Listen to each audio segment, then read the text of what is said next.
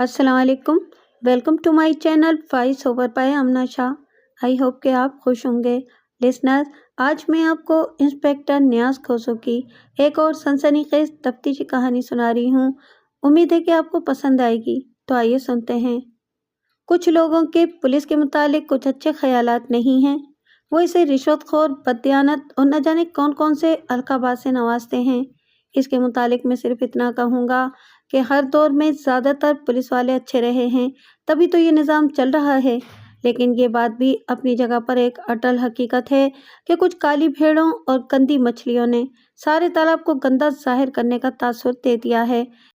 मैं जिस थाने में जाता था, वहाँ मैं ऐसे पुलिस एहलकारों के मुतालिक कार्रवाई करता था और कम से कम अपने थाने में इनका वजूद बर्दाश्त नहीं करता था। नए थाने में आने के बाद मैंने ऐसे ही एहलकार के मुतालिक कार्रवाई की थी। एक दिन मैं अपनी ड्यूटी थाने में सरअंजाम दे रहा था कि एक ताजिर एक जवान को लेकर मेरे पास आया और बताया, जनाब, मैं इसे पकड़ के लाया हूँ। ये दुकानों से चीज़ें चुराता है। आज मैंने इसे रंगे हाथों पकड़ लिया है। बाजार वाले इसे मारना चाहते थे, लेकिन मैं इसे पकड़कर आपके पास ले आया हूँ। ये तकरीबन शाम का वक्त था। मैंने ताजिर का बगौर जायजा लिया। ये एक भला मानस और सुलझू बंदा लगता था। उम्र 40 साल के करीब करीब होगी। रंग गंदुमी और माथा चौड़ा था। मैंने इसे इज्जत से बिठाया और इसकी तरफ देखते हुए कहा, आपने बहुत अच्छा किया। अब मैं देखता हूँ कि ये कितने पानी में है। ठीक है जनाब, अब मैं चलता हूँ और मुझे उम्मीद है कि आप इसका ख्याल रखेंगे। वो चला गया और मैं इसके जुमाइनी जुमले को अपने जहन में दोहराते हुए इस पर गौर करने लगा। मैंने जवान की तरफ देखा। इसकी उम्र 20-22 साल होगी। उसने नीले रंग का शलवार कमीज जेबतन किया हुआ था। कपड़ों के ऊपर उसने काला कोट पहना हुआ था। ये दिसंबर का महीना था और सर्दी अपने शबाब पर थी। जवान गुर्बत का मारा हुआ लगता था, क्योंकि उसने जो कोट पहना हुआ था वो यही जाहिर कर रहा था। उसके चेहरे पर ऐसे तासुरात थे जैसे इसे तवक्को हो कि अब उसकी धुनाई शुरू होने वाली है। मैंने इसे पूछा, क्या तुम वाकई चोर हो? वो मेरे कदरे नर्म लहजे से चौंक सा गया और भर्राई हुई आवाज़ में बोला, थानेदार साहब, मैं आपके सामने झूठ बोलने की जसारत नहीं कर सकता। मैं वाकई दुकानों से चीज़ें चुराता हूँ, लेकिन मजबूरी है। क्या मजबूरी है? तुम जवान हो, मेहनत मजदूरी भी कर सकते हो। मैंने इसे घूरा। दरअसल मेरी रीढ़ की हड्डी में चोट लगी हुई है। मैं मेहनत मजदूरी नहीं कर सकता। बेवकूफ़ के बच्चे, तुमने बाजारों में माजूरों को कुछ ना कुछ बेचते हुए नहीं देखा? मुझे गुस्सा आने लगा था, क्योंकि मैंने तासुर लिया था कि ये किसी उस्ताद का सिखाया हुआ है और मुझे चक्कर देने की कोशिश कर रहा है। जनाब, आप मुझे छोड़ दें। मैं आपको यकीन दिलाता हूँ कि आइंदा आपको शिकायत का मौका नहीं मिलेगा। उसने मेरे सामने हाथ जोड़ते हुए कहा, ज़रा अपना शनाख्ती कार्ड दिखाओ। वो तो इस वक्त मेरे पास नहीं है। मैंने हेड कांस्टेबल जाहिद को बुलाकर जवान को उसके हवाले करते हुए कहा, जाहिद, इसको हवालात में बंद कर दो, सुबह से बात होगी। फिर जवान को दबका मारते हुए कहा, अच्छी तरह सोच लो और सब कुछ सच सच बताने की तैयारी कर लो, वरना तुम्हारी हड्डियों का सुरमा शुरमा बन जाएगा। दरअसल मैं इसे सोचने का मौका देना चाहता था और अभी तशद्दुद नहीं करना चाहता था। न जाने क्यों मुझे इस पर गुस्सा और तरस बैक वक्त आ गया था। वैसे मैं इसे संभलने का मौका देना चाहता था, लेकिन दूसरी सुबह मुझे अफसोस होने लगा कि मैंने इसे ढील क्यों दी थी। सुबह जब मैं थाने में दाखिल हुआ तो मुझे ये खबर सुनने को मिली कि रात वाला जवान फरार हो गया है। मेरा गुस्सा सातवें आसमान को छूने लगा और मैंने सबको थाने के सहन में लाइन हाजिर कर लिया। दोनों एएसआई इस वक्त थाने में नहीं थे। लाइन हाजिर एहलकारों में शबीना ड्यूटी वाले एहलकार शामिल थे। ये हेड कांस्टेबल जाहिद, सिपाही सज्जाद, नवीद, आरिफ और ज़मीर थे। मैंने इनको अलहदा कर लिया और इनको आड़े हाथों लेते हुए गरजदार आवाज़ में कहा, मुझे सच सच बताओ कि तुम में काली भेड़ कौन है जिसने जवान को फरार करवाया है? सर, जिस हवालात में जवान बंद था उसका दरवाज़ा सुबह टूटा हुआ मिला है, सिपाही नवीद ने बताया। तुम बताओ जाहिद, कल शाम तुमने ही इसे हवालात में बंद किया था? जी हाँ सर। इसकी तलाशी वगैरह ली थी? मैंने इसे खूंखार नज़रों से देखते हुए कहा। वो खामोश रहा। मुझे उसका लहजा अजीब लगा। बाकियों को अपनी अपनी ड्यूटी पर भेजकर मैं जाहिद को अपने कमरे में ले गया। इनमें शबीना ड्यूटी वालों को मैंने छुट्टी दे दी थी। इतने में एएसआई असलम भी मेरे कमरे में आ गया और जब इसे सूरत हाल से आगाही हुई تو وہ بھی ہیڈ کانسٹیبل زاہد کو کھولنے لگا۔ ہماری تفتیش کے آگے وہ زیادہ دیر نہ ٹھہر سکا اور اس نے سچ اگل دیا۔ اس نے 10,000 روپیہ لے کر جوان کو فرار کروایا تھا۔ بقول اس کے ایک معزز سا بندہ رات کو تھانے میں آیا تھا جس نے اس کے ساتھ ڈیل کی تھی۔ تم نے یہ کیسے سمجھ لیا تھا کہ تم اتنا بڑا جرم کر کے ہماری آنکھوں میں دھول جھونکنے میں کامیاب ہو جاؤ گے؟ ASI اسلم نے اٹھ کر اسے جھنجھوڑتے ہوئے کہا۔ وہ خاموش رہا۔ جب ASI نے اسے تھپڑ رسید کیا تو وہ بولا، دراصل معزز شخص نے مجھے کہا تھا کہ تم پر کوئی آنچ نہیں آئے گی، اس کی پہنچ بہت اوپر تک ہے۔ تمہیں تو نوٹ دیکھ کر سب ہرا ہرا نظر آنے لگا ہوگا اور ان نوٹوں نے تمہاری عقل کے سارے پر فیوز کر دیے ہوں گے۔ ذرا اپنے اس معزز شخص کا حلیہ تو بتاؤ۔ پھر میں نے اس کا بتایا ہوا حلیہ نوٹ کیا تھا۔ آپ نے اندازہ تو لگا لیا ہوگا کہ ہم نے ہیڈ کانسٹیبل زاہد کے ساتھ کیا کیا ہوگا۔ بہرحال یہ واقعہ بیان کرنے کا مقصد آپ پر یہ واضح کرنا تھا کہ ویسے زاہد نے اتنی چالاکی اور چابک دستی سے یہ کارروائی کی تھی کہ شبینہ ڈیوٹی والے اہلکاروں کو کانوں کان خبر نہیں ہوئی تھی۔ یہ اس واقعے کے غالباً 6 دن کا ذکر ہے کہ ہمیں اطلاع ملی کہ لیڈی ڈاکٹر سمر اقبال کو کسی نے خنجر کے پے در پہ وار کر کے قتل کر دیا ہے۔ آگے بڑھنے سے پہلے سمر اقبال کے متعلق بتا دوں، حالانکہ یہ معلومات مجھے بعد میں حاصل ہوئی تھیں۔ سمر اقبال ایک پرائیویٹ اسپتال میں تھی جو شہر کے اس حصے میں واقع تھا جو ہمارے تھانے کی حدود میں آتا تھا۔ اسپتال کافی بڑا تھا۔ یہ اسپتال شیخ حامد کی ملکیت تھا۔ سمر اقبال ایک ماہر گائنیکولوجسٹ تھی۔ اقبال اس کے شوہر کا نام تھا۔ آج کل دونوں میاں بیوی میں انبن رہتی تھی اور سمر اقبال اسپتال میں ہی بنے ہوئے کوارٹر میں رہتی تھی۔ میں نے سپاہی عظمت اور سپاہی منظور کو ساتھ لیا اور اسپتال میں پہنچ گیا۔ کوارٹر 2 کمروں پر مشتمل تھا۔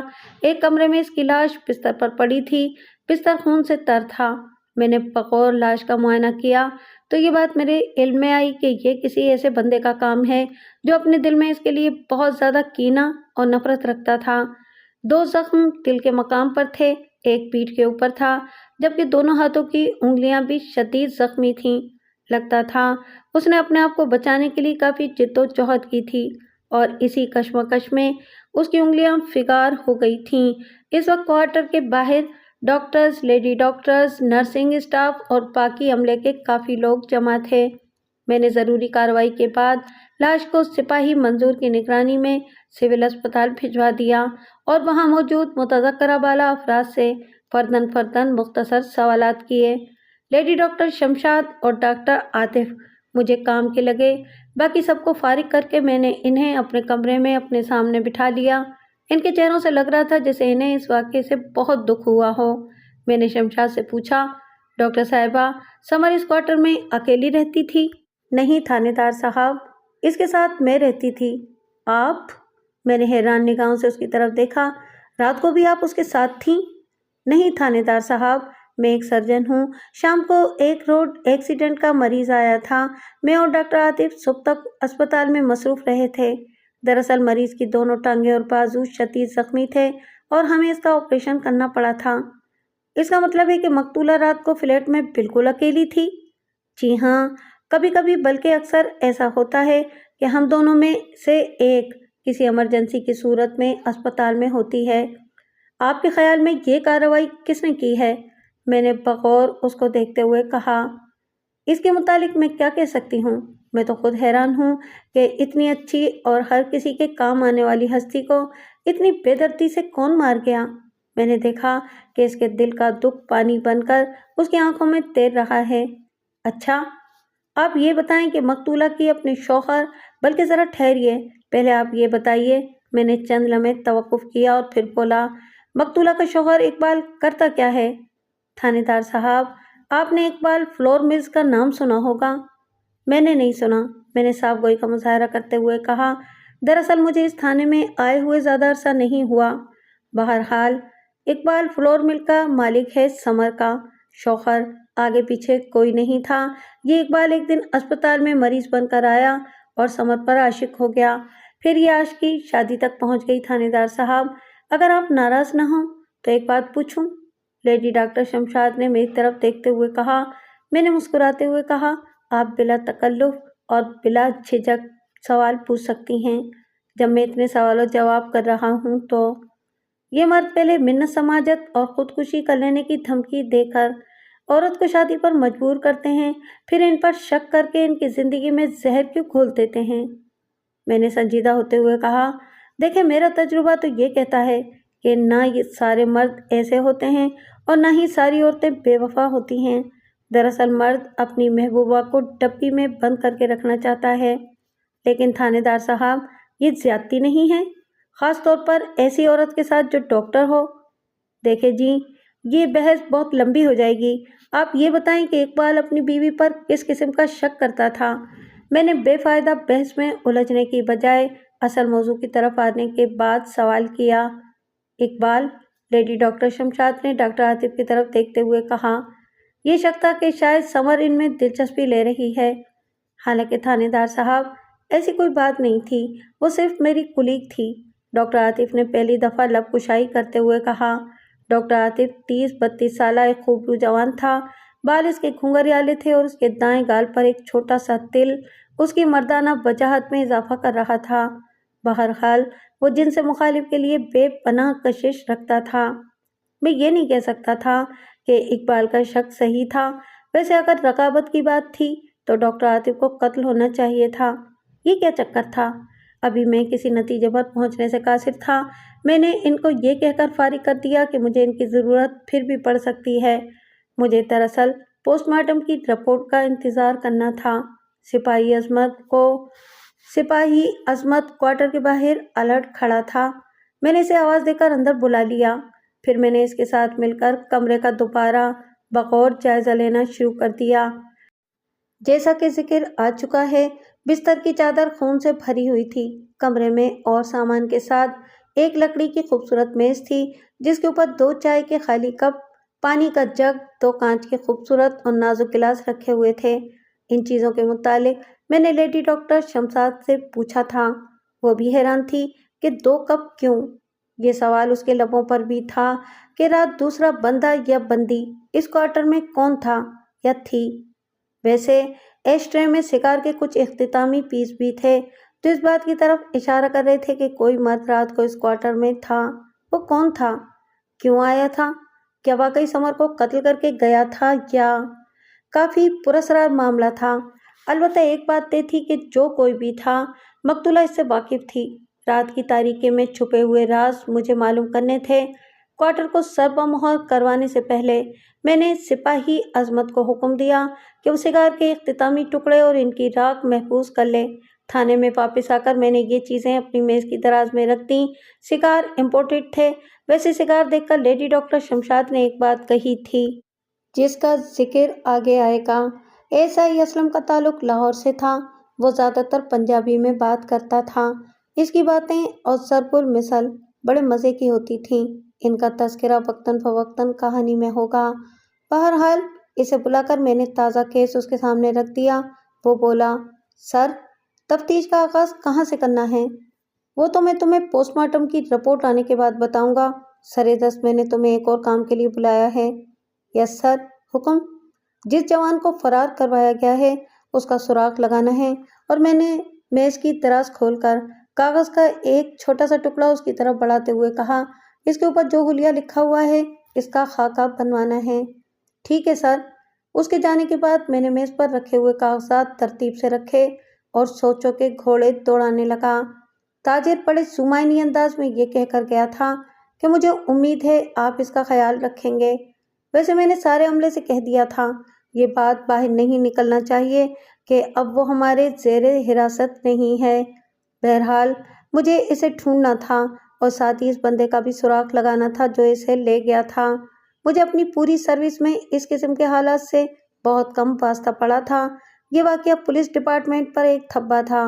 मेरी हमेशा से ये आदत और रूटीन रही है कि मैं इशा की नमाज़ पढ़कर अपने बिस्तर पर जाता था। इस रात मैंने अपने रब्बे ज़ुल-जलाल से खुसूसी तौर पर दुआ मांगी कि बारी ताला मुझे सुरखरू करे और मैं इस धब्बे को मिटा सकूं। हमारा इस बात पर ईमान है कि वो खुदाए बुज़ुर्ग व बरतर हमारी शहरत से भी ज़्यादा करीब है। वो जो मांगो देता है, बस मांगने का ढंग आना चाहिए। अगली सुबह अभी मुझे अपनी ड्यूटी संभाले थोड़ी देर ही हुई थी कि सिपाही असमत ने पोस्टमार्टम की रिपोर्ट मेरे सामने लाकर रख दी। रिपोर्ट के मुताबिक मकतूला की मौत रात 2 और 3 बजे के दरमियान वाक़ हुई थी। दिल पर लगे जख्म मुहलिक साबित हुए थे। उंगलियों पर जख्म की तादाद 6 थी। पोस्टमार्टम की रिपोर्ट के साथ लाश भी आ गई थी, जो मैंने अस्पताल से आते हुए अमले को ज़रूरी कागजी कार्रवाई करने के बाद दे दी थी।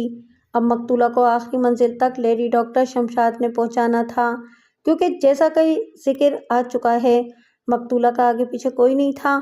लेकिन मुझे एक बात बहुत अजीब लग रही थी कि अभी तक मिल ओनर इकबाल सामने नहीं आया था।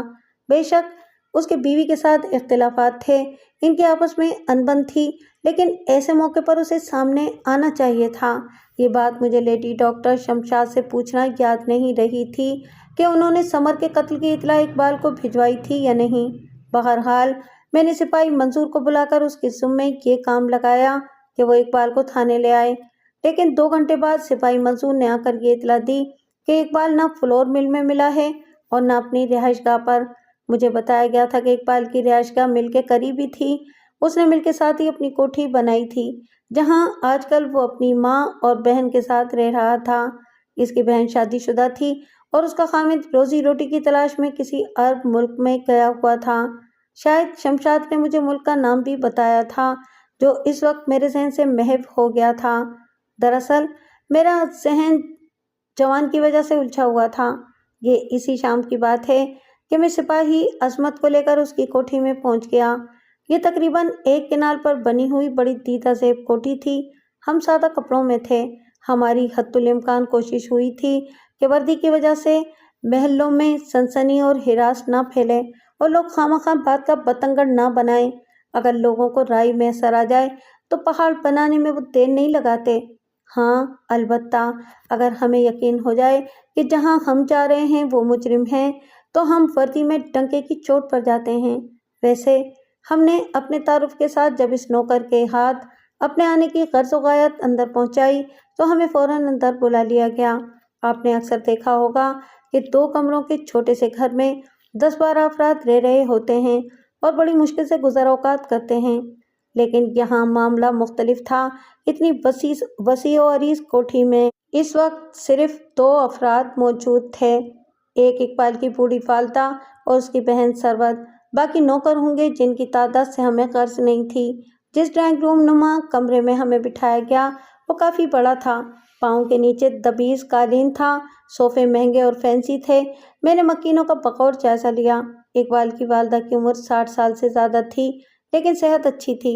सरवत 30 साल से ज़्यादा उम्र की थी, स्मार्ट और ख़ूबसूरत थी। मैंने खकार कर गला साफ़ किया और 60 साला खातून की तरफ देखते हुए सवालों जवाब का आगाज़ किया। आपकी तरफ से समर की लाश लेने कोई नहीं आया, इसकी क्या वजह है? थानेदार साहब, वो सारे ताल्लुकात तोड़कर चली गई थी, फिर हम क्यों गदले पानी में हाथ मारते? खातून ने बुरा सा मुँह बनाते हुए कहा। क्या मतलब? क्या आपके बेटे ने उसे तलाक दे दी थी? मैंने तो इस बेवकूफ़ को कई बार कहा था, लेकिन पोट टाल मटोल से काम ले रहा था। मुझे लगता है कि आप इस शादी से खुश नहीं थीं। देखें जी, भाईजान पता नहीं इसकी किस अदा पर मर मिटे थे। वो तो आज़ाद पंछी थी। वो तो रातों को भी अस्पताल जाती थी। आखिर भाईजान को अपनी गलती का एहसास हो गया और सरवत ने गोया अपने दिल का गुबार निकाल लिया। मैं इनसे फजूल बहस में वक्त ज़ाया नहीं करना चाहता था, इसलिए टू द पॉइंट बात करने का फैसला कर लिया। वैसे भी मुझे इन औरतों की सियासत से कोई गर्ज नहीं थी। मैंने सरवत की आंखों में देखते हुए कहा, बीबी, तुम्हारा भाईजान किधर है? मैंने देखा कि इसकी पेशानी पर नागवारी की सिलवटें पड़ गई हैं। थानेदार साहब, क्या आप भाईजान पर किसी किस्म का शक कर रहे हैं? मुझे गुस्सा आ गया, लेकिन मैंने इसे मसलहत के पर्दे में लपेटते हुए नर्म लहजे में ही सवाल किया। तुम इस बात को छोड़ो, सवाल का जवाब दो। भाईजान कतर गए हैं, वहाँ मेरे शौहर होते हैं, सरवत ने बताया। अचानक जाने की ज़रूरत क्यों महसूस हुई? मैंने तेज़ लहजे में कहा। इससे पहले कि सरवत जवाब देती, इकबाल की माँ बोली, वो तो कई दिन से कह रहा था, लेकिन मिल के कामों से फुर्सत ही नहीं थी। मेरी तजुर्बेकार निगाहों ने भाप लिया था कि माँ बेटी झूठ बोल रही हैं। कोई ना कोई गड़बड़ ज़रूर थी, जिसके लिए इन्हें झूठ का सहारा लेना पड़ रहा था। देखें, میں خود چل کر آ گیا ہوں، اور وہ بھی بغیر وردی کے۔ میں نے آپ لوگوں کی عزت کا خیال کیا ہے، ورنہ میں آپ کو تھانے بھی بلا سکتا تھا۔ اور ایک بات کان کھول کر سن لیں، یہ کام میں اب بھی کر سکتا ہوں۔ میں نے سیدھی انگلیوں سے گھی نہ نکلتے دیکھ کر انگلیاں ٹیڑھی کرنے کا فیصلہ کر لیا۔ میں نے دیکھا کہ میری دھمکی کا خاطر خواہ اثر ہوا ہے، اور اقبال کی والدہ نے اپنی بیٹی کو خاموش رہنے کا اشارہ کرتے ہوئے کہا، تھانے دار صاحب، اقبال 7-8 دنوں سے سخت پریشان تھا۔ میں نے وجہ پوچھی تو کہنے لگا کہ مل میں خسارے کا سامنا ہے۔ پچھلے دنوں 2 مشینیں خراب ہو گئیں، کچھ گندم بھی کالی ہو گئی ہے، اور اب میں آپ کو حقیقت بتانے لگی ہوں کہ ہم تو خود پریشان ہیں۔ اقبال ہمیں کچھ بتائے بغیر کہیں نہیں جاتا تھا، لیکن اس بار شاید ایسا ہو گیا ہے۔ اوہ! میں نے ہنکارا بھرا، چند لمحے کچھ سوچا، اور پھر ثروت کے چہرے پر اپنی نظر ٹکاتے ہوئے کہا، حیرانگی والی بات ہے، کاروبار وغیرہ میں نفع نقصان تو ہوتا رہتا ہے، اس طرح اچانک غائب ہو جانا سمجھ سے بالا تر ہے۔ ثروت کچھ نہ بولی، اس نے سر جھکا لیا تھا۔ ڈرائنگ روم کا ماحول ایسا ہو گیا تھا جیسے یہاں کوئی فوتگی ہو گئی ہو۔ مجھے یہ بات بھی کھٹک رہی تھی کہ پہلے ماں بیٹی نے مجھے گمراہ کرنے کی کوشش کیوں کی تھی۔ بہرحال اب یہاں ہمارا کوئی کام نہیں تھا۔ ہم ماں بیٹی کو یہ کہہ کر تھانے میں واپس آ گئے کہ جو ہی اقبال آئے اسے تھانے بھیج دیں۔ وہ موبائل کا دور تو تھا نہیں کہ ہم اقبال کو ٹریس کر لیتے۔ تھانے میں واپس آ کر میں نے ASI اسلم کو اپنے کمرے میں طلب کر لیا۔ یس سر، وہ بیٹھنے کے بعد بولا۔ میں نے اب تک کی ہوئی تفتیش سے اسے آگاہ کرتے ہوئے کہا، خاکے کا کیا بنا؟ سر، خاکہ بنانے والا آج کل سخت بیمار ہے۔ ویسے سر، سپاہی نوید بھی گزارے لائق خاکہ بنا لیتا ہے۔ اگر آپ اجازت دیں تو اسے میں اس کام پر لگا دوں؟ اس نے جواب دیا۔ بالکل لگا دو، ہمیں تو آم کھانے ہیں، پیڑ نہیں گرنے۔ ٹھیک ہے سر، یہ کام آج ہی ہو جائے گا۔ ویسے میرے خیال میں فلور مل کا ایک چکر لگا آئیں تو بہتر ہے۔ تم نے میرے منہ کی بات چھین لی، یہ کام تم کرو گے، مجھے کل تک رپورٹ چاہیے۔ آپ بالکل فکر نہ کریں سر، ہر بات کل تک آپ کے سامنے ہوگی۔ مجھے اقبال کا اچانک غائب ہو جانا کھٹک رہا ہے۔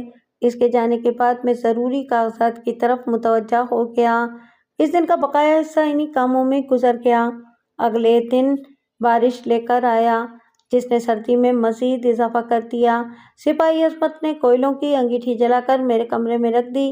تھوڑی دیر بعد وہ پھر میرے سامنے موجود تھا، اس اطلاع کے ساتھ کہ شیخ حامد آپ سے ملنا چاہتے ہیں۔ میں نے انہیں بلا لیا۔ ان کے ہاتھ میں چھڑی تھی۔ جب وہ میرے کہنے پر میرے سامنے بچھی ہوئی کرسیوں میں سے ایک پر بیٹھ چکے تو میں نے بغور ان کا جائزہ لیا۔ وہ شکل و صورت سے ایک خدا ترس انسان لگتے تھے۔ انہوں نے 3 پیس سوٹ زیبتن کیا ہوا تھا۔ عمر کا اندازہ میں نے 40-42 سال کے قریب لگایا۔ انہوں نے لب کشائی کرتے ہوئے کہا، تھانے دار صاحب، میں کسی کام سے کراچی گیا ہوا تھا، جو ہی ابھی 1 گھنٹہ پہلے واپس آیا ہوں، اور اسپتال میں گیا ہوں تو لیڈی ڈاکٹر کے قتل کی اطلاع ملی ہے۔ بس جی، بڑا افسوسناک واقعہ ہے۔ تھانے دار صاحب، میرے خیال میں مقتولہ کردار کی بڑی پکی تھی۔ یہ حیران کن واقعہ ہے، لیکن آپ کسی نتیجے پر پہنچے ہیں؟ شیخ عابد نے میری طرف دیکھتے ہوئے کہا، ابھی تک کوئی سراغ نہیں ملا، سوائے اس کے کہ کسی مرد نے قتل والی رات اس کے کوارٹر میں رات گزاری ہے۔ میں نے شیخ حامد کی آنکھوں میں دیکھتے ہوئے کہا، تھانے دار صاحب، میں اس لیے حاضر ہوا تھا کہ ڈاکٹر عاطف کے متعلق آپ کو بتاؤں۔ جی فرمائیے، میں ہموطن گوش ہوں۔ ویسے دلوں کا حال تو سونا رب ہی جانتا ہے، لیکن چند لمحوں کے لیے وہ رکے اور پھر بولے، اقبال کا شک بیجا تھا۔ میں نے ڈاکٹر عاطف کو ایک معقول اور اپنے کام سے کام رکھنے والا بندہ پایا ہے۔ میرا اندازہ بھی آپ سے مختلف نہیں ہے، لیکن سمر قتل ہوئی ہے اور ہمیں قاتل کو تلاش کرنا ہے۔ نہ جانے کیوں مجھے یہ احساس ہو رہا ہے کہ قتل کا تعلق اسپتال سے ہی ہے۔ یعنی؟ شیخ حامد نے حیران نگاہوں سے مجھے دیکھتے ہوئے استفسار کیا۔ آپ کے خیال میں اسپتال کے کسی بندے نے ہی سمر کو قتل کیا ہے؟ میرا یہ مطلب نہیں شیخ صاحب، قاتل باہر کا بندہ بھی ہو سکتا ہے۔ میں نے صرف یہ خیال ظاہر کیا ہے کہ قتل کی وجہ اسپتال کے کسی واقعے سے ہو سکتی ہے۔ اچھا، لیکن کون سے واقعے سے؟ شیخ صاحب نے استفساری لہجے میں کہا۔ ابھی تو میں خود الجھا ہوا ہوں، میں نے صاف گوئی کا مظاہرہ کرتے ہوئے کہا، لیکن مجھے امید ہے کہ میں انشاءاللہ جلد ہی یہ معاملہ حل کر لوں گا۔ وہ تو مجھے آپ سے یہی امید ہے، لیکن ایک بات میں بھی کہے بنا نہیں رہ سکتا کہ ربڑ کی گیند کو آپ جتنی زور سے دیوار پر ماریں گے، وہ مارنے والے زور سے کئی گنا زیادہ زور سے واپس آئے گی، اور یہی اصول محبت کا بھی ہے۔ بالکل شیخ صاحب، یہ بات میرے ذہن میں بھی ہے کہ جتنی شدت سے محبت ہوتی ہے، نفرت کی شدت اس سے بھی زیادہ ہوتی ہے۔ اقبال کو میں نے نظر انداز نہیں کیا۔ وہ میرے ہتھے چڑھے تو دودھ علیحدہ اور پانی علیحدہ ہو سکتا ہے۔ چند اور باتیں کرنے کے بعد شیخ صاحب چلے گئے تھے اور میرے ذہن میں اقبال کے متعلق شک مزید پختہ کر گئے تھے۔ شام کو خاصہ میرے سامنے تھا، میں نے اسے میز کی دراز میں سنبھال لیا۔ ابھی اس کو ظاہر کرنے کا صحیح وقت نہیں آیا تھا۔ اگلے دن 12 بجے کے قریب ASI اسلم میرے سامنے بیٹھا ہوا کہہ رہا تھا، سر مل میں تو معاملہ ہی الٹ ہے۔ کیا مطلب؟ سر، فلور مل تو بڑے منافع میں چل رہی ہے۔ نہ تو پچھلے کئی ماہ سے کوئی مشین خراب ہوئی ہے اور نہ ہی گندم خراب ہوئی ہے۔ میری حیرت ساتویں آسمان کو چھو رہی تھی۔ اتنا اندازہ میں نے ماں بیٹی سے سوال جواب کر کے لگا لیا تھا کہ دونوں نے بعد میں سچی باتیں کی تھیں۔ پھر یہ سب کیا تھا؟ اقبال نے جھوٹ بولا تھا اپنی ماں اور بہن سے، لیکن کیوں؟ اس کے پیچھے کیا وجہ تھی؟ یا پھر اسے کون سی پریشانی تھی جس کو وہ اپنی ماں اور بہن کے سامنے ظاہر نہیں کرنا چاہتا تھا؟ میں نے ASI سے کہا، اقبال کا ملنا بہت ضروری ہے۔ تم نے خفیہ طریقے سے مل میں معلومات حاصل کی ہوں گی۔ بالکل سر، میرے خیال میں تو یہی مناسب تھا۔ ٹھیک ہے، تم نے جو مناسب سمجھا کیا، لیکن اب مناسب یہ ہے کہ ہم کھل کر سامنے آئیں۔ تو تم کسی سپاہی کو بھیجو اور اقبال فلور مل کے جنرل مینیجر کو تھانے بلوا لو۔ یس سر، میں ابھی جنرل مینیجر سلطان محمود کو بلواتا ہوں۔ تقریباً 2 گھنٹے بعد سلطان محمود میرے سامنے بیٹھا ہوا تھا۔ یہ ایک دراز قامت، خوش شکل اور خوش لباس شخص تھا۔ اس کے چہرے کے تاثرات اسے ایک محنتی اور شریف آدمی ظاہر کر رہے تھے۔ میں نے اسے مخاطب کرتے ہوئے کہا، آپ کو تھانے میں بلانے کا مقصد تو آپ پر آشکارا ہو ہی چکا ہوگا۔ بالکل تھانے دار صاحب، آپ اقبال صاحب کے متعلق پتہ کرنا چاہتے ہوں گے۔ بالکل سلطان صاحب، وہ کہاں غائب ہو گئے ہیں؟ تھانے دار صاحب، اقبال صاحب اس بار مجھے بھی چکمہ دے گئے ہیں، یعنی مجھے بھی کچھ نہیں بتایا۔ آج کل وہ پریشان تھے۔ کیا آپ کو یہ بھی نہیں پتا کہ وہ کیوں پریشان تھے؟ حالانکہ انہوں نے کبھی کھل کر بات نہیں کی، لیکن میرے خیال میں وہ اپنی بیوی کے متعلق پریشان تھے۔ وہ اسے بہت چاہتے تھے، لیکن اقبال صاحب کی ماں اور بہن نے ان کی بیوی کا جینا حرام کر دیا تھا اور وہ ناراض ہو کر چلی گئی تھی۔ اب تو وہ قتل ہو چکی ہے۔ کیا یہ ممکن نہیں کہ ماں بیٹی نے انہیں قتل کروا دیا ہو؟ میں نے اسے ایک اور زاویے سے کھنچتے ہوئے کہا، یہ ممکن نہیں ہے تھانے دار صاحب، وہ اتنی بڑی جرات نہیں کر سکتی۔ بہرحال مجھے اس سے کچھ بھی حاصل نہیں ہو سکا۔ پھر میں نے اسے رخصت کرتے ہوئے کہا کہ جو ہی اقبال کا کوئی سراغ ملے مجھے مطلع کیا جائے۔ میں سوچ رہا تھا کہ شاید اقبال ایک لمبے عرصے کے لیے غائب ہو گیا، مگر کئی دفعہ انسان سوچتا ہی رہ جاتا ہے اور وہ کچھ ہو جاتا ہے جس کی توقع بھی نہیں ہوتی۔ یہ ایک دن بعد کی بات ہے، مجھے سپاہی منصور نے آ کر اطلاع دی، سر اقبال صاحب آئے ہیں، فوراً بھیجو۔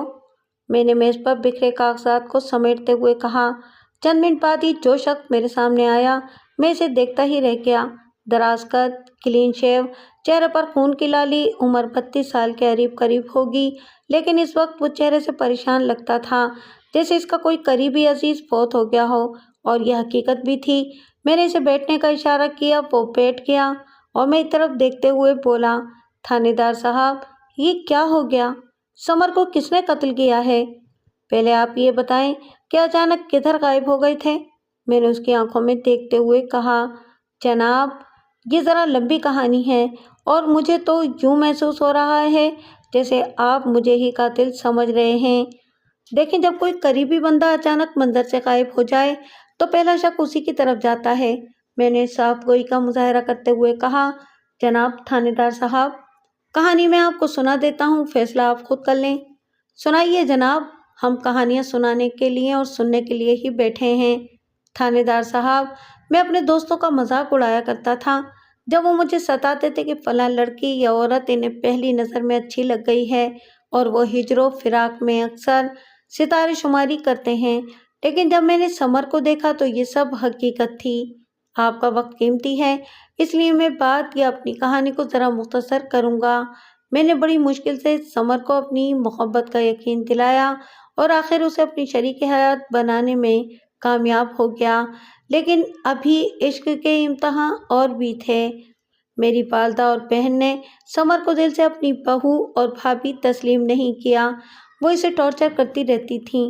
خاص طور پر ان کو سمر کا رات بھر اسپتال میں رہنا بالکل پسند نہیں تھا۔ وہ میرے کان بھی بھرتی رہتی تھیں اور مجھے مجبور کرتی رہتی تھیں کہ میں اسے طلاق دے دوں۔ وہ چند لمحوں کے لیے خاموش ہوا تو میں نے اس کی خاموشی میں نقب لگاتے ہوئے خشک لہجے میں کہا، آپ بھی تو اس پر شک کرتے تھے کہ وہ ڈاکٹر عاطف سے ملتی جلتی ہے، اس میں دلچسپی رکھتی ہے۔ وہ چونک کر بولا، یہ بات آپ کو کس نے بتائی؟ دیکھیں، آپ اس بات کو چھوڑیں کہ مجھے کس نے بتایا ہے، آپ صرف میرے سوال کا جواب دیں۔ تھانے دار صاحب، میری والدہ اور بہن نے میرے دماغ اتنا خراب کر دیا تھا کہ میں سمر پر شک کر بیٹھا، اور میری اس بھول کی سزا مجھے سمر کی ناراضگی کی صورت میں ملی۔ اسپتال میں بنے کوارٹر میں وہ آ کر رہنے لگی۔ اگر مجھے یہ پتا ہوتا کہ وہ خاموش ہو گیا، لیکن اس کی آنکھیں چہرے کے تاثرات اس کا ادھورا فقرہ مکمل کر رہے تھے۔ مجھے اچانک ڈاکٹر شمشاد کی بات یاد آ گئی۔ میں نے اس کے چہرے کے تاثرات کو اپنے سوال و جواب کی بندوق کے لیے کندھا بنانے کا فیصلہ کر لیا۔ اقبال صاحب، شاید آپ نے کافی دیر سے سگار نہیں پیا۔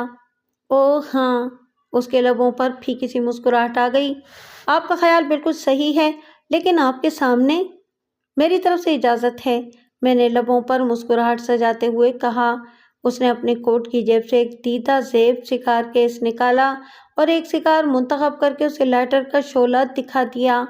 میں نے دیکھ لیا تھا کہ یہ اسی برانڈ کے سگار ہیں جن کے اختتامی ٹکڑے مجھے مقتولہ کے کوارٹر سے ملے تھے، اور یہاں میں وہ بات بھی آپ کے گوشے گزار کر دیتا ہوں جسے میں نے پہلے گول کر دیا تھا۔ یہ بات مجھے لیڈی ڈاکٹر شمشاد نے بتائی تھی کہ اقبال بھی اسی برانڈ کے سگریٹ پیتا ہے۔ اقبال صاحب، آپ ایک معزز انسان ہیں اور مجھے امید ہے کہ آپ مجھ سے جھوٹ نہیں بولیں گے۔ وہ حیران نگاہوں سے میری طرف دیکھتے ہوئے بولا۔ تھانے دار صاحب، میں آپ کی بات نہیں سمجھا۔ جس رات سمر کا قتل ہوا، اس رات 9 بجے سے 3 بجے تک آپ کدھر تھے؟ میں نے اس کی آنکھوں میں آنکھیں ڈالتے ہوئے کہا، اوہ، تو یہ بات ہے، میں اس رات 10 بجے سے 12 بجے تک سمر کے پاس تھا اور اس کے بعد اپنی کار میں بیٹھ کر اسکردو کی طرف نکل گیا تھا۔ سمر کے پاس؟ میں نے زیر لب دہرایا۔ حیرانگی کی بات ہے، آپ کے درمیان تو ناچاکی تھی۔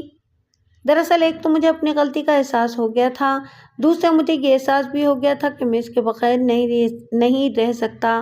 چند لمحے رک کر اس نے سگار کے چند گہرے گہرے کش لیے، پھر بولا، تھانے دار صاحب۔ میں غیر ارادی طور پر اس کے در پر پہنچ گیا۔ میں نے دروازہ کھٹکھٹایا۔ مجھے امید نہیں تھی کہ وہ مجھے اندر بلا لے گی۔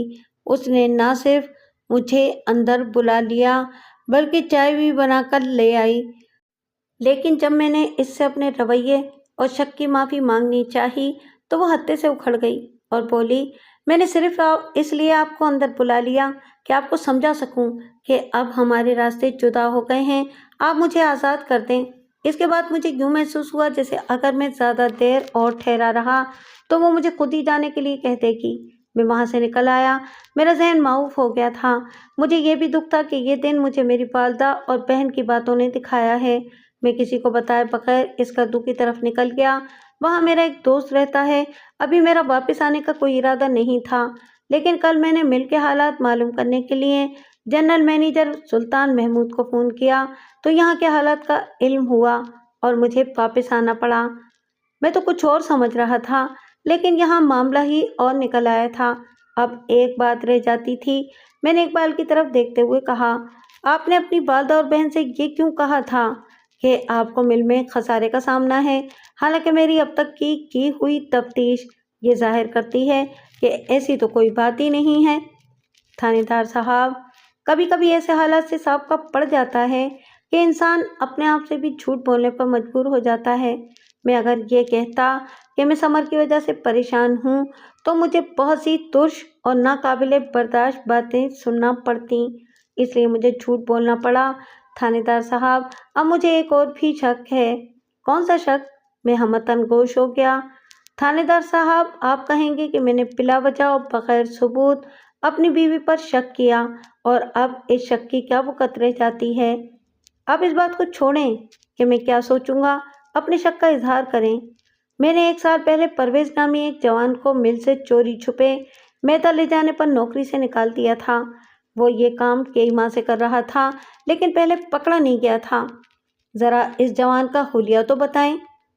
یہ سوال غیر ارادی طور پر میری زبان پر آ گیا تھا۔ شاید میری دعاؤں کے رنگ لانے کا وقت آ گیا تھا، اور جب اقبال نے اس جوان کا حلیہ بتایا تو میں اچھل پڑا۔ یہ تو وہی جوان تھا جس کی مجھے تلاش تھی۔ اب تو اس کا نام بھی مجھے معلوم ہو گیا تھا۔ پرویز کہاں رہتا ہے اور آپ کا شک کیا ہے؟ میں نے اپنے جوش کو دباتے ہوئے کہا۔ وہ مجھے اس رات اسپتال میں نظر آیا تھا جب میں سمر کے پاس گیا تھا اور وہ قتل ہو گئی تھی۔ پھر اقبال نے اپنا شک بتایا تھا۔ یہ بات اس کو ایک دن سمر نے بتائی تھی۔ پھر میں نے اس سے پرویز کا پتہ نوٹ کر کے اسے رخصت کر دیا۔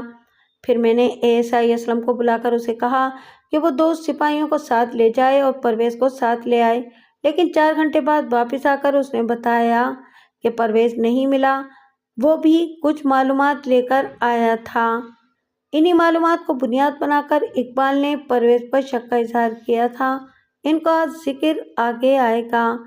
ہم نے مخبروں کا جال تو اسی دن بن دیا تھا جس دن سے پرویز ہمارے ہاتھ سے نکل گیا تھا۔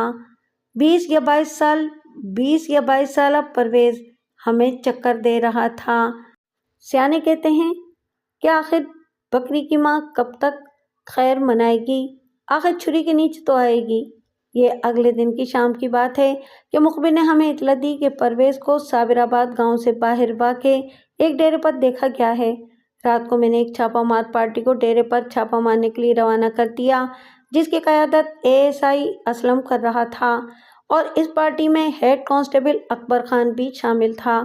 لیکن لگتا تھا کہ انہیں چھاپے کی اطلاع قبل از وقت ہو گئی تھی۔ وہاں صرف پرویز ہی نشے میں دھت ہاتھ لگا تھا، باقی افراتفری میں فرار ہو گئے تھے۔ آثار یہ بتا رہے تھے کہ وہ لوگ بہت جلدی میں فرار ہوئے تھے۔ بہرحال پرویز کو میں نے حوالات میں بند کروا دیا، اور وہ اتنی زیادہ پی گیا تھا کہ اسے کچھ ہوش نہیں تھا۔ وہ اول فول پک رہا تھا۔ اس کی حالت دیکھ کر مجھے غصہ بھی آ رہا تھا اور ہنسی بھی۔ میں نے حوالات کے باہر کڑا پہرا لگوا دیا۔ بہرحال مجھے امید تھی کہ حوالات میں ٹھنڈا فرش اور ٹھنڈی رات اس کا سارا نشہ حرم کرنے کے لیے کافی ہوں گے، اور ہوا بھی یہی۔ اگلی صبح جب میں اپنے کمرے میں اپنی سیٹ پر بیٹھ چکا تھا تو پرویز کو میرے سامنے لایا گیا۔ وہ تو بکری بن گیا تھا۔ نہ ہمیں اس کا ریمانڈ لینے کی ضرورت محسوس ہوئی اور نہ ہی کسی قسم کا تشدد کرنے کی۔ اس نے لیڈی ڈاکٹر سمر کو قتل کرنے کا اقرار کر لیا۔ یہ کوئی وقتی اشتعال کی بات نہیں تھی، بلکہ کافی دنوں سے ایک لاوا اس کے دماغ میں پک رہا تھا جو اس رات آتش فشاں کی طرح پھٹ گیا۔ اب سب سے پہلے ان باتوں اور معلومات کا ذکر ہو جائے جو اقبال کی زبانی اور ASI کے توسط سے مجھ تک پہنچی تھیں۔ اس میں پرویز کا بیان بھی شامل ہے۔ پرویز کو بچپن ہی سے چوری چکاری کی عادت تھی جو عمر کے ساتھ ساتھ پختہ ہو گئی۔ اس کی ماں اسے جنم دے کر اس جہان فانی سے کوچ کر گئی تھی۔ جب وہ 5 سال کا ہوا تو اس کے والد سخاوت نے دوسری شادی کر لی اور وہ نئی بیوی کے ناز نخرے میں لگ گئے، اور پرویز کی پر توجہ اور پیار سے محرومی کی وجہ سے وہ مادر پدر آزاد ہو گیا۔ جب وہ جوان ہوا تو اسے اپنی خالہ زاد شمو سے محبت ہو گئی۔ وہ خالہ کے گھر جاتا رہتا تھا۔ شمو کی توجہ اور پیار نے اسے اس کا گرویدہ بنا دیا۔ وہ اس کے گھر والوں سے چوری چھپے کھانے کی چیزیں رکھتی تھی۔ اب پرویز ہر دوسرے تیسرے دن خالہ کی خیریت معلوم کرنے کے لیے اس کے گھر جانے لگا۔ اپنے گھر میں وہ بہت کم رہتا تھا، یا پھر اس کا زیادہ تر وقت شادے کے ڈیرے پر گزرنے لگا۔ शादा पक्का उस्ताद था। ऐसे प्यार से महरूम और जमाने के सताए हुए जवान उसके डेरे पर थे। शादे ने इन्हें दुकान से चीजें चुराने पर लगा दिया था और वो परवेज और दूसरे लड़कों को तसल्ली दिलासा देता रहता था कि वो अगर पकड़े भी गए तो इन्हें थाने से ही छुड़ा लेगा। ये सब बदमाशी वो कांस्टेबल जाहिद के बलबूते पर करता था। बहरहाल बात हो रही थी शम्मो और परवेज की। जब शम्मो के वालिदैन को पता चला कि घर में क्या खिचड़ी पक रही है तो उन्होंने परवेज के आने पर पाबंदी लगा दी। शम्मो ने एहतिजाज किया तो उसके वालिदैन ने उसे ये बता दिया कि उसकी मंगनी उसके ताएजाद कय्यूम से बचपन में ही हो गई थी। किस्सा मुख्तसर, 1 माह के अंदर अंदर शम्मो की शादी कर दी गई और वो रोती धोती पिया देश सुधार गई। इधर परवेज की दुनिया उजड़ गई। अब उसका ज्यादातर वक्त शादी के डेरे पर गुजरने लगा। तकरीबन 1 साल का अरसा इसी तरह गुजर गया। फिर इसे इत्तला मिली कि शम्मो की डिलीवरी के दौरान मौत वाक़ हो गई है और उसका केस लेडी डॉक्टर समर ने किया था। परवेज ने मुझे बताया कि उसके जहन में ये बात बैठ गई कि ये सब कुछ लेडी डॉक्टर समर इकबाल की बेपरवाही की वजह से हुआ है। उसे ये बात भी पता चली थी कि इकबाल समर से वालिहाना मोहब्बत करता है। वो इकबाल को भी अजियत देना चाहता था। जब इंसान के जहन में मनफी सोचें दर आएं तो जो कुछ हो जाए ना वो कम है। परवेज तो ये भी भूल गया कि इकबाल ने इसे चोरी करने पर नौकरी से निकाला था और शायद वो ये बात भी फरामोश कर बैठा कि जो कुछ होना होता है वो हो जाता है और ये सब कुछ सिर्फ अल्लाह की मर्जी से होता है। वैसे भी इस वक्त इस बहस का कोई फायदा नहीं था कि शम्मो लेडी डॉक्टर समर की बेपरवाही से मौत की वादी में पहुंची थी या। अब हमें मतलब सिर्फ इस बात से था कि परवेज ने क्वार्टर की दीवार फांदकर सोते में समर को बेदर्दी से कत्ल किया था। बकौले उसके दरवाज़ा यानी कि कमरे का दरवाज़ा उसे खुला मिला था।